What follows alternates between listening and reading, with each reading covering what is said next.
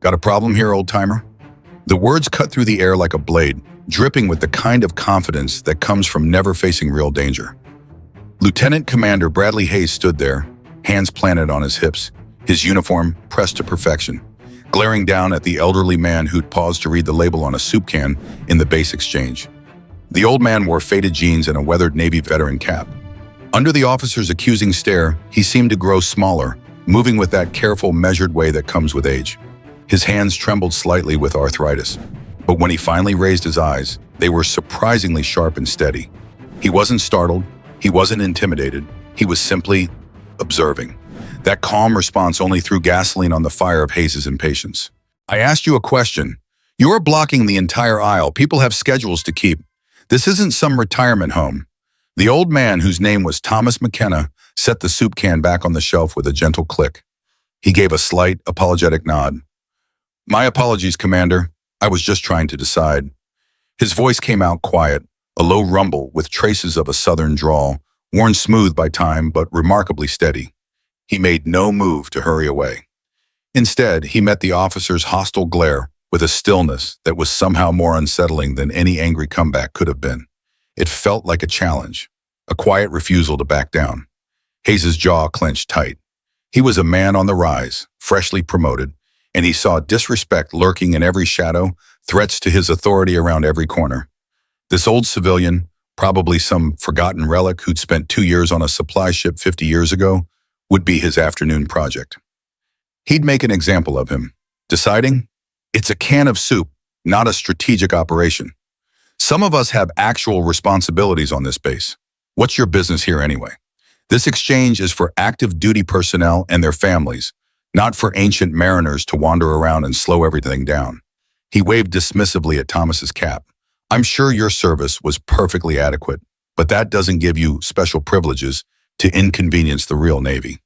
The insult, sharp and deliberate, seemed to slide right off Thomas without leaving a mark. He simply adjusted the brim of his cap, the fabric worn thin around the embroidered anchor. I have an identification card, Commander.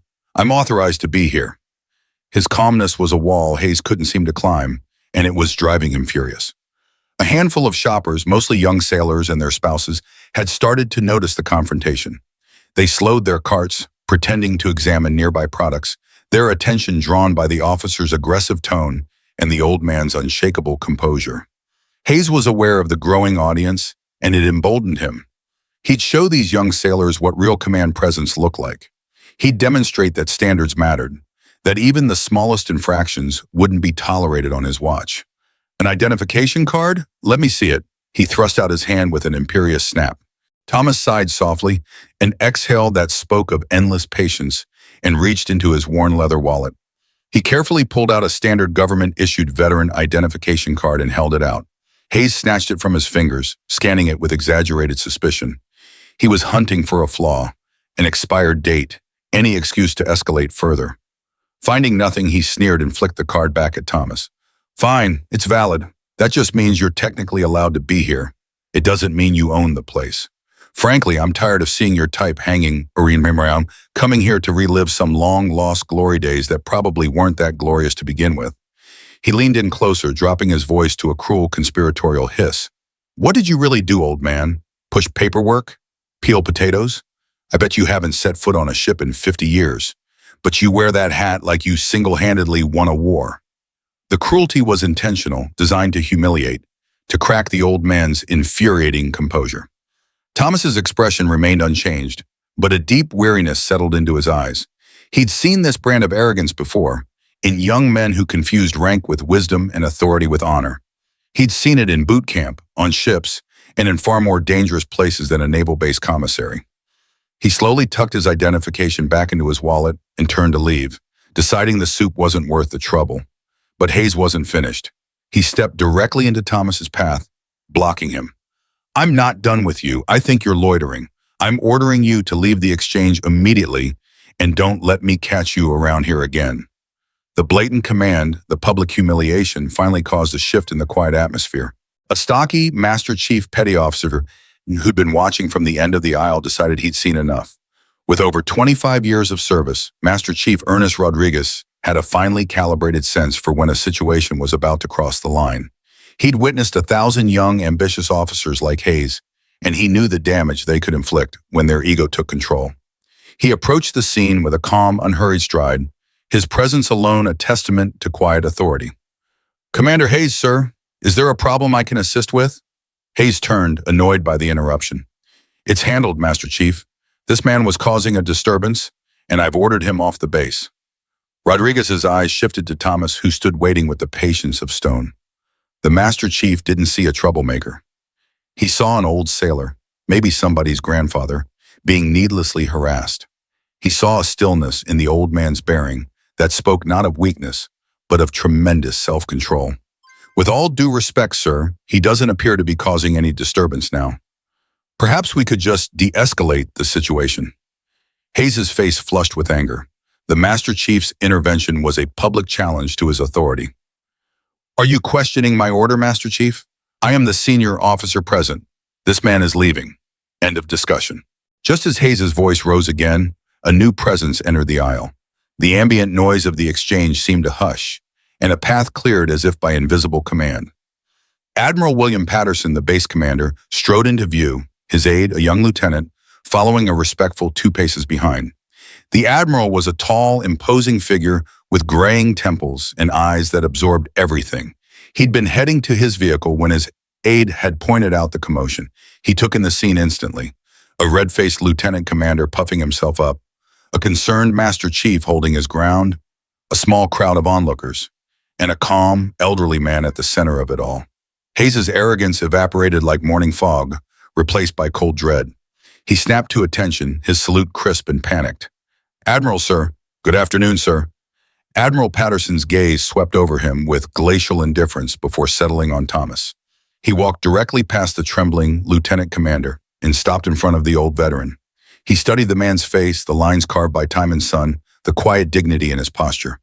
There was something deeply familiar in the way the man carried himself, a kind of disciplined composure that you didn't learn in a galley or behind a desk.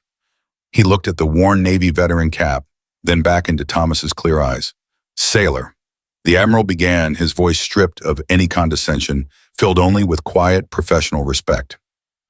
"I sincerely apologize for my officer's behavior. This is not the standard we uphold."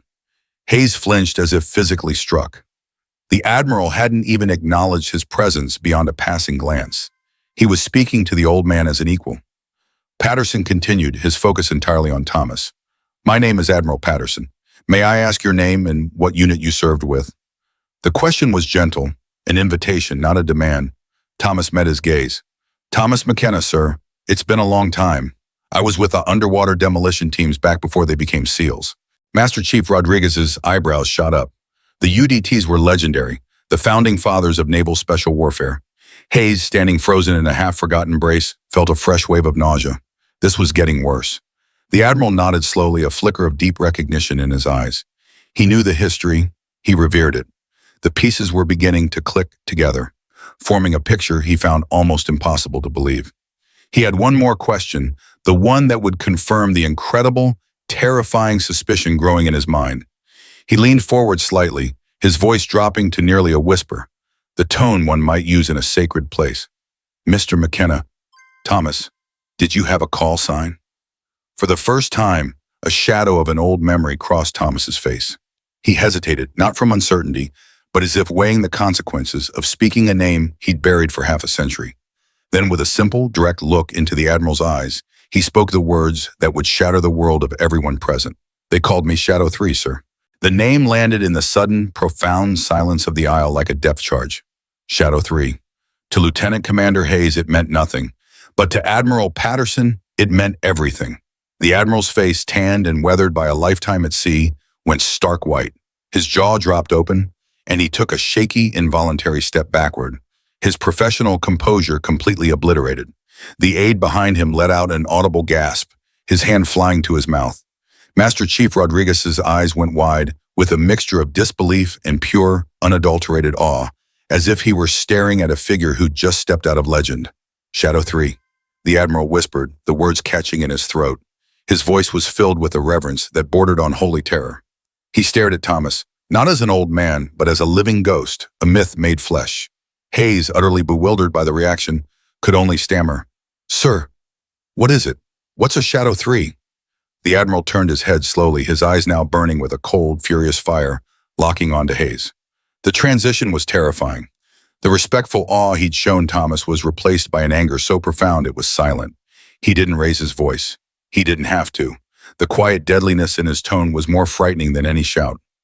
"Commander," he said, each word a chip of ice, "you have the unmitigated gall to ask me what a Shadow 3 is after what you just did." Who instinctively shrank back. "Let me educate you, Commander, since you clearly slept through every history and ethics lesson at the Academy." Shadow Team was a 5-man SEAL element commissioned for Operation Thunderhead in the winter of 1972. It was a black operation, so deep and so secret that most of the Joint Chiefs weren't even briefed on it. Their mission was to halo jump into Laos and destroy a new type of Soviet radar installation along the Ho Chi Minh Trail. He paused, his gaze boring into the now petrified Hayes. Their insertion was compromised. The welcome party was an entire North Vietnamese Army regiment. 4 members of Shadow Team were killed in the initial contact. Only one survived. He pointed a trembling finger at Thomas. Shadow 3. For 23 days, he was the only friendly asset in territory the size of Delaware, hunted by the best trackers the North Vietnamese had. He not only evaded them all, but he continued the mission. Alone, he found the target, destroyed it, and then, with no support and no extraction route, he walked 200 miles through jungle and mountains to the Thai border. The Admiral's voice grew thick with emotion. He is listed as killed in action. His file is sealed under the highest classification of national security. The story of Shadow 3 is a legend they tell at Bud/S, a ghost story to inspire trainees, to show them the absolute limit of human endurance and courage. We were told he died in that jungle, a hero. We had no idea he made it out. No idea he was still alive. He finally looked back at Thomas, his eyes filled with tears. This man's Medal of Honor citation is sealed in a vault at the Pentagon because the mission is technically still classified. You didn't just disrespect a veteran, Commander. You just humiliated a living monument. The weight of the Admiral's words descended upon Lieutenant Commander Hayes like a physical blow. The air rushed out of his lungs. He stared at Thomas, the quiet old man with the calm eyes, and saw something else entirely. He saw a man who'd walked through hell and emerged on the other side. He saw the embodiment of every creed he'd ever recited, every ideal he'd pretended to uphold. The arrogance, the ambition, the petty tyranny, it all curdled into a thick, choking shame that burned in his throat. He felt small, insignificant, a child who'd been playing with his father's gun and had just pointed it at a god. The world tilted on its axis. The man he'd called an old-timer and a wannabe was a hero of such magnitude that the Admiral himself spoke his call sign with trembling reverence. The silence in the aisle was now absolute, broken only by the distant hum of a freezer case. The young sailors who'd been watching were now standing ramrod straight, their faces a mixture of shock and profound respect. They were no longer watching a confrontation. They were witnessing history. Admiral Patterson, recovering his composure, turned to the Master Chief. His voice was firm, an order wrapped in the deepest respect. "Master Chief Rodriguez, please escort Mr. McKenna to my personal office. See that he gets hot coffee, a comfortable chair, and anything else he requires. He is to be treated as our guest of honor." The Master Chief, his own eyes misty, nodded crisply. "Aye, aye, Admiral." He approached Thomas, but instead of guiding him, he simply said, "Sir, if you'll follow me." As Rodriguez and Thomas began to walk away, the Admiral's full, undivided, and terrifying attention returned to Hayes. "Commander," he said, his voice dropping back to that lethally quiet register, "you will remain here. Then you will report to my aide, who will escort you to the base legal office. You will surrender your command at sea. You will then be confined to your quarters, pending a full review of your conduct and fitness for command." He paused, letting that sink in. "But your punishment is just beginning. Your redemption, if it's even possible, will start tomorrow. You will be reassigned. You will spend the next year in the basement of the Naval History and Heritage Command, archiving the stories of the men you so clearly failed to comprehend. You will read every after-action report from Korea and Vietnam. You will learn their names. You will learn what they sacrificed. You will learn the meaning of the uniform you wear." As Thomas passed by the frozen, ashen-faced lieutenant commander, he paused for a moment. He looked at the young officer, and in his eyes there was no anger, no triumph, only a deep, profound pity. He turned his head toward the Admiral, who was still glaring at Hayes. "He's just a boy, Admiral," Thomas said, his voice calm and forgiving. full of more vinegar than sense. He'll learn. With that final quiet pronouncement, the living legend walked away, leaving behind a shattered officer and a lesson in humility that would echo across the base for years to come. Hayes finally looked up, his eyes meeting the Admiral's. For the first time in his life, he was truly afraid, not of punishment, but of the vast, honorable world he'd just discovered he knew nothing about. His journey was just beginning.